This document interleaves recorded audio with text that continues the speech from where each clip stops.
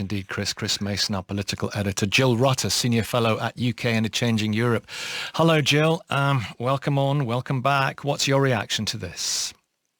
Well, I think that Mr. Raab, by agreeing to go under whatever circumstance and with whatever pressure might have been brought to bear, has actually saved the Prime Minister a difficult decision on whether to sack him or not.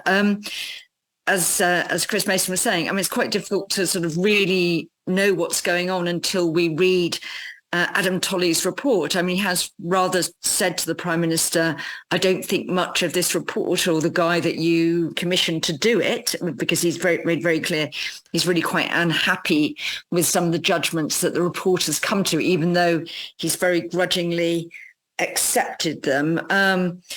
And I think it's really quite interesting. I mean, you know, he's making this accusation in his letter that it's a worrying precedent.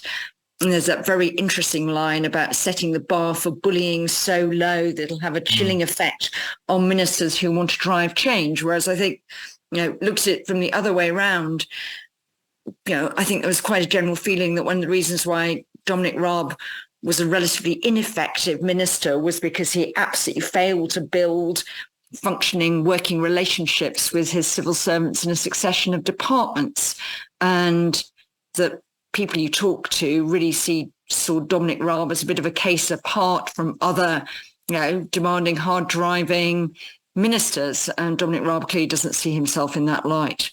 What is a demanding, hard driving minister, and what is a bully? Well, the sort of ministers that are really interesting and fun and good to work for are those with high standards. Don't let you get away with sloppy thinking. Challenge, you know, constructively. Why aren't we thinking about this? Why aren't you doing that?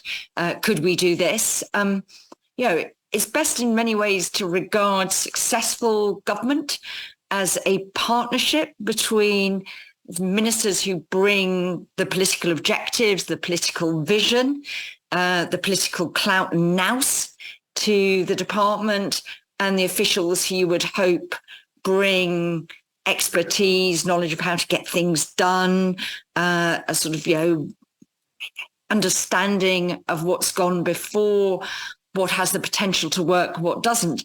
And when policy works well and decision-making works well in government is when you actually have a really good relationship between those two things working very effectively. If you have a minister where people are terrified of going into his office, you know, are worried they're going to be picked up on every, you know, small typing error in a submission, even if it's done at pace.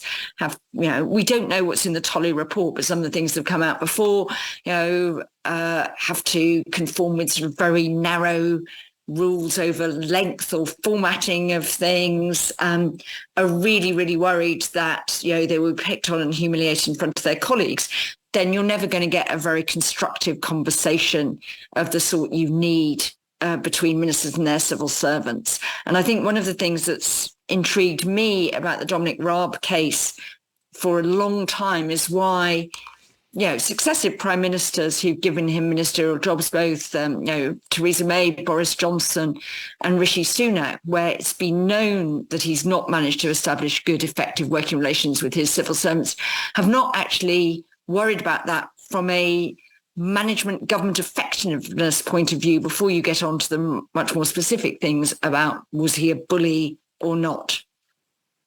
Yeah, I mean, this is another interesting paragraph in this letter from Dominic Raab, this resignation letter, Jill.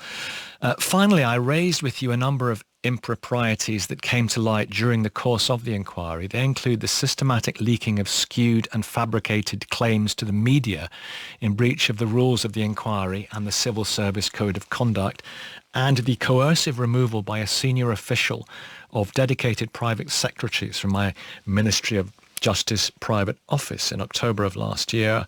I hope these will be independently reviewed. Not happy with the leaks? Not happy with the leaks. And I think, you know, ministers are right not to be happy with leaks. It's not a good state of affairs when people, you know, go to the media to complain about ministers. I mean, it does rather reveal a sort of sense that there aren't any effective internal channels to do that.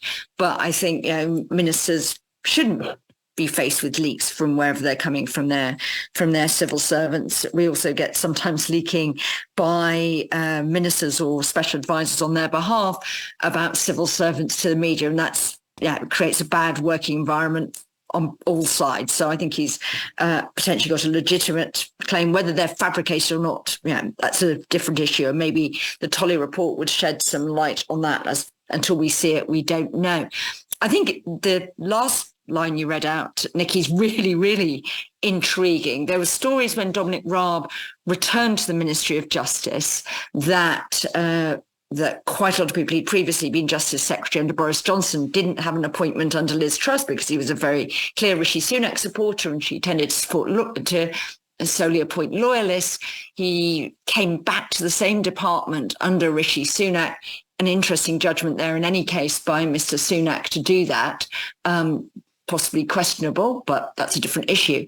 But there were stories in the papers then that the permanent secretary, Antonio Romeo, was talking to staff who were concerned at the prospect of Dominic Raab's return and offering them the opportunity to leave private office if they felt they didn't want to go on working for Mr. Raab. And there were also reports which I haven't independently verified, that the Ministry of Justice were doing a sort of batch recruitment of people potentially to serve in Mr. Raab's office. Because one of the things that he was known for, stories about him when he was in the Foreign Office as well, that there was exceptionally high turnover in his private office because people found him difficult to work for.